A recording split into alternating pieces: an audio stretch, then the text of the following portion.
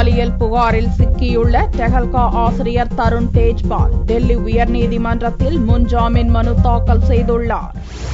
கோவா நட்சத்திர ஹோட்டலில் தன்னை செக்ஸ் கொடுமைக்கு ஆளாக்கியதாக டெஹல்கா ஆசிரியர் தருண் தேஜ்பால் மீது சக பெண் நிருபர் இமெயில் மூலம் பத்திரிகை நிர்வாக ஆசிரியர் ஷோமா சௌத்ரியிடம் புகார் கூறினார். இந்த புகாரின் அடிப்படையில் வழக்கு பதிவு செய்துள்ள கோவா போலீசார் டெல்லியில் ஷோமா சௌத்ரி டெஹல்கா ஊழியர்கள் மூவரிடம் சனி ஞாயிறு 2 நாட்களில் தொடர் விசாரணை மேற்கொண்டனர். டெஹல்கா அலுவலகத்திலிருந்து ஹார்ட் டிஸ்குகள், லேப்டாப், ஐபேட் உள்ளிட்ட பல ஆவணங்களை டிஎஸ்பி சுனிதா ஷாவந்த் தலைமையிலான கோவா போலீஸ் படையினர் பறிமுதல் செய்துள்ளனர்.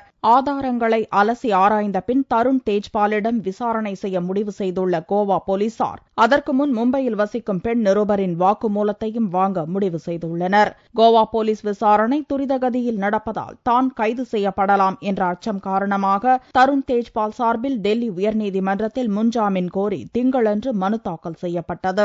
இம்மனு செவ்வாயன்று நீதிபதி GS சிஸ்டானி முன்னிலையில் விசாரணைக்கு வருகிறது.